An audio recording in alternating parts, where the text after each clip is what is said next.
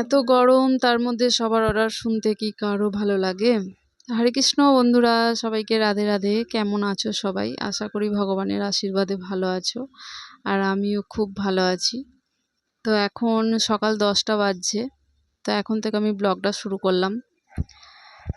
তো এত গরম যে সারাদিন মেঘলা মেঘলা করে আছে, মাঝে মাঝে রোদ উঠছে, আবার মাঝে মাঝে টিপটাপ করে জল নামছে।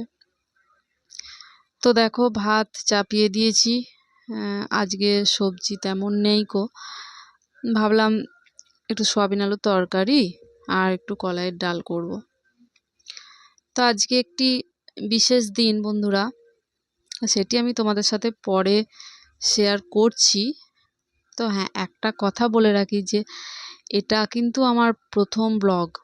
তা কেমন হয়েছে বা ভয়েস ওভার কেমন আমি দিতে পারছি সেটা কিন্তু আমি তো জানি না, সেটা তোমরা বলবে। যদি কোনো জায়গায় কোনো ভুল হয় তাহলে আমাকে ক্ষমা করবে। আস্তে আস্তে শিখে যাব। তো বর গেল স্নান করতে। তো রান্নাটা চাপিয়ে দিয়েছি। হ্যাঁ, রান্না চাপিয়ে ভাবলাম যে আমি আর একটা বাড়তি কাজ করি, তো সেটা আমি তোমাদের সাথে শেয়ার করব। তো দেখো, এই দেখো, এটা হচ্ছে আমার মেশিন, আর আমি টেলারিংয়ের কাজ করি। ব্লাউজ, চুড়িদার সমস্ত কিছুটাই বানাই। তো এখন যেটা করছি সেটা একটা ব্লাউজ। তো রান্নাটা কড়াইয়ে তেল চাপিয়ে এসেছি।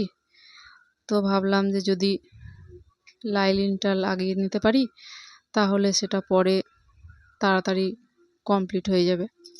তো এই ভেবে এসে বসলাম কাজ করতে।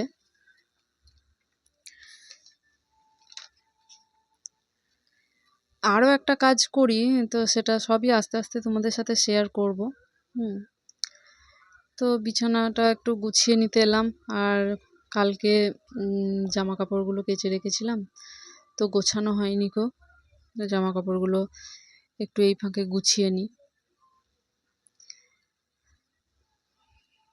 যতক্ষণ নিজে না করব ততক্ষণই থাকবে পড়ে, এইরকম একটা ব্যাপার।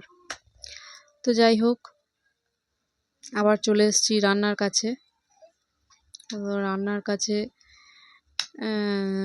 এসে এবার যা করার, ওই যে ভাত নামাচ্ছি, ভাতের ফ্যানটা ঝরিয়ে নিই।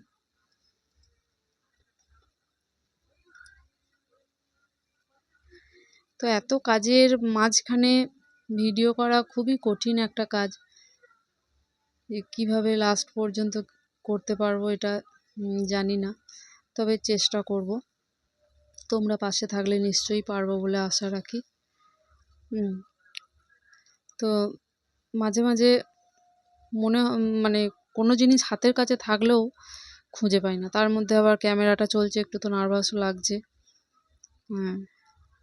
তো আমি দেখি যে অনেক দিদিরাই কত সুন্দর ব্লগ বানায়, আমি অনেকেরই ব্লগ দেখি, ভালো লাগে।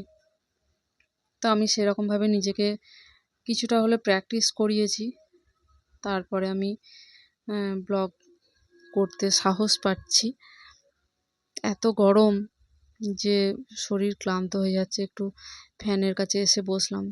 বসবার কি উপায় আছে? তেলটা চাপিয়ে এসেছিলাম, তেল গরম হয়ে গেছে।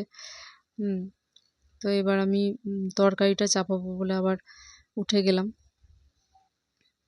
তো কি বলতো, মানে সব কিছু করতে হয় একার হাতে, কিন্তু ভালো লাগে।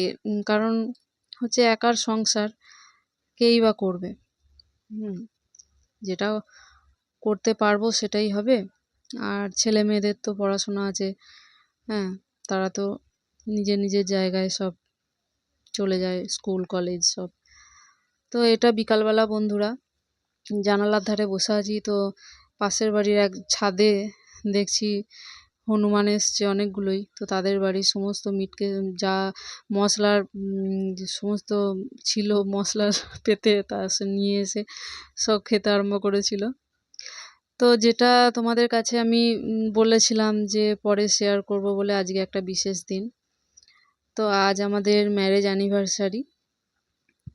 তো তোমাদের দাদাভাই এই গিফটটা আমার জন্য এনেছে, এই কুর্তিটা। আমার খুব পছন্দ হয়েছে। যতই হোক বরের গিফট বলে কথা, পছন্দ তো হবেই। আর খুব খুশি আমি। আর আর এই লেগিংস প্যান্টটা তো আমার তো ভীষণ পছন্দ হয়েছে। তোমাদের কেমন লাগছে কালারটা আমাকে জানিও। তো আজকের ভিডিওটা বন্ধুরা এই পর্যন্তই। পরের দেখা হবে পরের ভিডিওতে। ঠিক আছে, হরে কৃষ্ণ, হরি বল।